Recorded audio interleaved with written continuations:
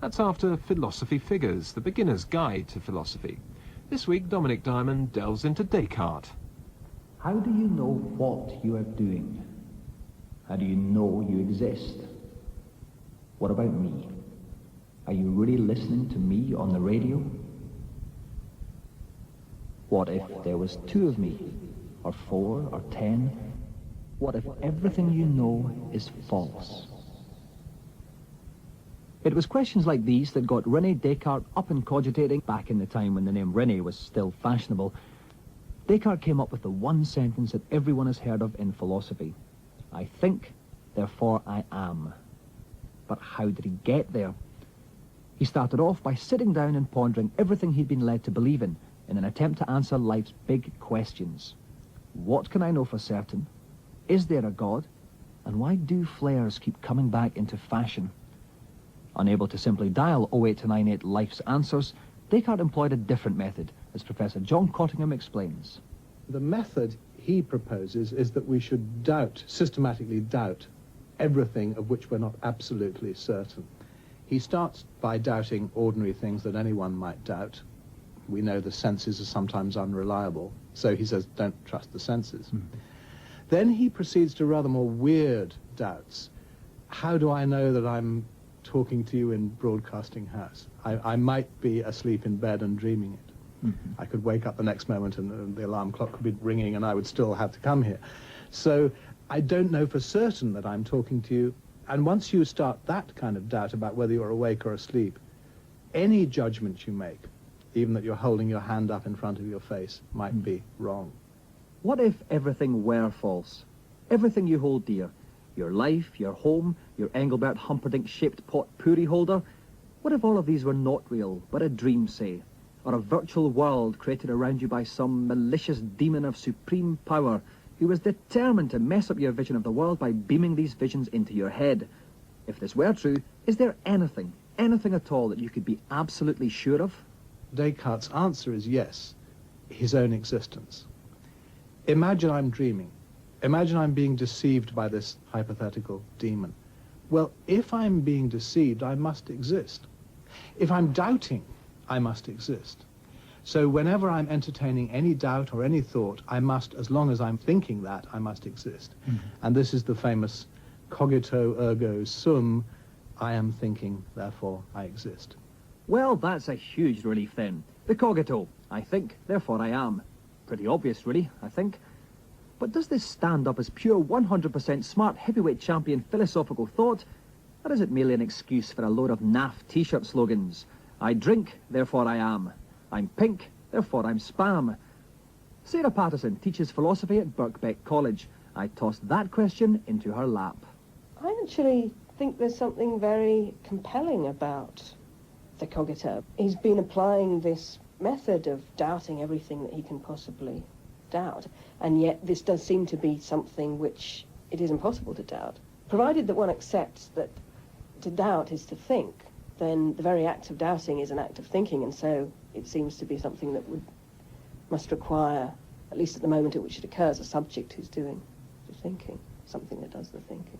And if the I is just referring to whatever it is that is thinking, then it seems to be quite compelling to think that if I'm thinking, I must exist. I think what Descartes goes on to do with it is less satisfactory. What Descartes did next? He knows he exists. He feels quite happy and a wee bit smug about that one, but he knows there's a big splendiferous world out there. What is the bridge between my existence and the world? Well, let's have a round of applause for the big G, Mr. God. Roughly the thought is, I know I'm imperfect. There are many things I don't know, I don't understand. But I have this notion of a supremely perfect being. That notion is so great, so impressive, that I couldn't have produced it myself, so it must have been placed in my mind by the perfect being. Right. Like the trademark which the craftsman stamps on his work. So what about people, I'm sure there are people, say, especially today, who can't imagine the perfect being? What would he say to that? He makes a, because philosophers always like to make distinctions, he makes a distinction between imagining and understanding.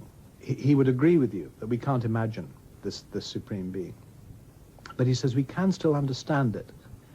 We can't fully grasp it, but we can understand it. Just as you can't put your arms around a mountain, but you can touch it. But does Sarah Patterson buy this top piece of thinkmanship?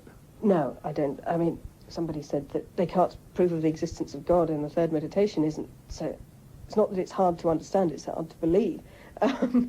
Because it employs this principle that the cause of the idea must be at least as perfect as what the idea represents.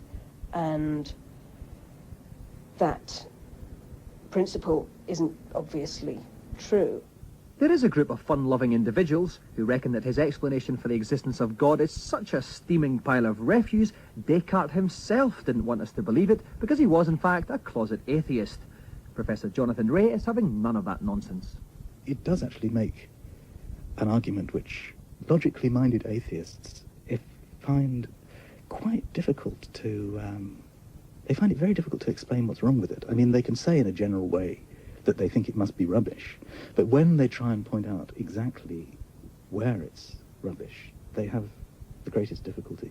And so I think it's very improbable that Descartes himself was not convinced by it. If you've just joined us, the boy Descartes is playing a blinder. He's proved he exists because he thinks. He's proved God exists because the idea of God is so fine, dandy and perfect that he couldn't have thought it up on his own. But still lurking in the opposition's half is that malicious, mischievous demon who still has an outside chance of ruining everything in the 90th minute if it turns out he's invented all this stuff. Back to Guru John Cottingham on the touchline. Why should we believe that the world exists? Well, we have a strong propensity, strong tendency to believe it does. I mean, it's one of the most natural beliefs we have. There's a table in front of me, there are stones and mountains and trees and all the rest of it. Since we have such a very strong tendency to believe that, then Descartes reasons it likely to be true, because God wouldn't have given us this tendency if there hadn't really been a world out there. Once God is demonstrated, he, as it were, defeats the demon. Right. So, if you like, we start with the demon and doubt, then I prove my existence, then I prove God, and once God is there, he's supreme, as it were, and he wouldn't allow human beings to be systematically deceived. Is that not slightly convenient for him? It is in a way. I mean, I suppose nowadays mathematical physicists would say we don't have any guarantee. They would really say that theories have to be constantly checked and tested and discarded if they're false. Descartes' ambitions are rather grander than that. He really does think that the human mind can achieve a completely reliable and hopefully final system of knowledge. Descartes now reckons he's sorted. Apply the method of doubting everything, then sort out your common or garden clear and distinct ideas from what are mere mental meanderings, and there you go. However, Professor Jonathan Ray's flabber is left ungasted. It's one of the great disappointments in intellectual history. You look at, he has a paragraph where he describes what the method is, and his summary of the method is completely banal. It just says, find what you should and think what you need to think, and then you'll get what you ought to. It's absolutely hopeless. That about wraps it up for Descartes' best-known work, the Meditations. However, this was not enough for a smarty pants like Rene D. He knows we have minds, he knows the world exists.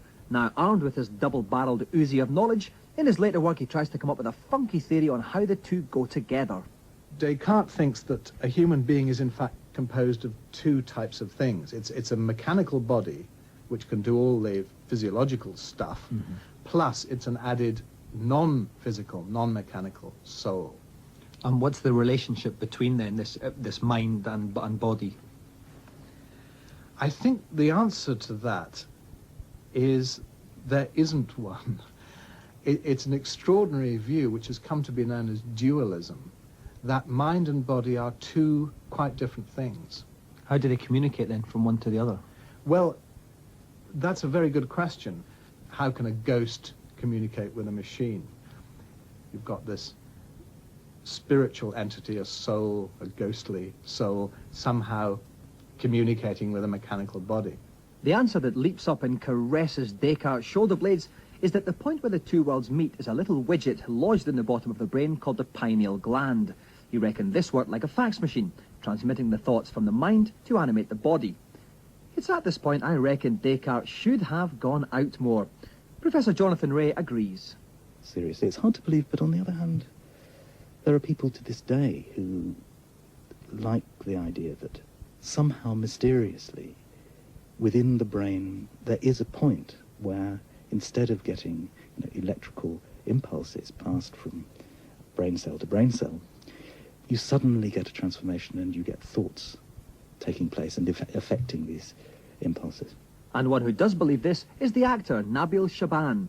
There are easier ways to get into Descartes than nearly drowning in a swimming pool, but actors are a funny breed. And as I lay on the bottom of the pool, I felt extremely tranquil. I felt very peaceful.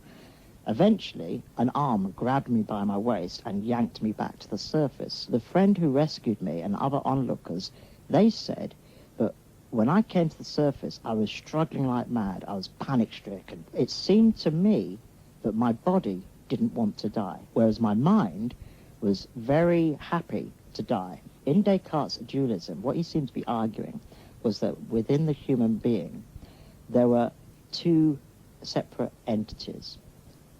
And when I read that, I then realized that perhaps this was what I became aware of in the drowning experience. Fair enough, but why get your pants in a palaver worrying about how the mind communicates with the body, or whether they are one thing, two things, or 15 things all having a knees up together? Sarah Patterson sorted me out. This enterprise of explaining the world around us in scientific terms is still going on, but there still seems to be the worry that there's no place for us in the world as revealed by physical science. You don't look down a microscope and see a thought under your microscope. If we don't want to take Descartes' route and say that we are something which is completely non-physical, something quite different from the world which science reveals to us, how are we actually going to find a place for ourselves within the world which science reveals to us? So rather than think that Descartes was an official daft bloke for splitting us into two, perhaps we should kneel down and give thanks. As the world gets more dependent on machines and technology, at least Rene found a cosy wee place for us, according to Jonathan Ray.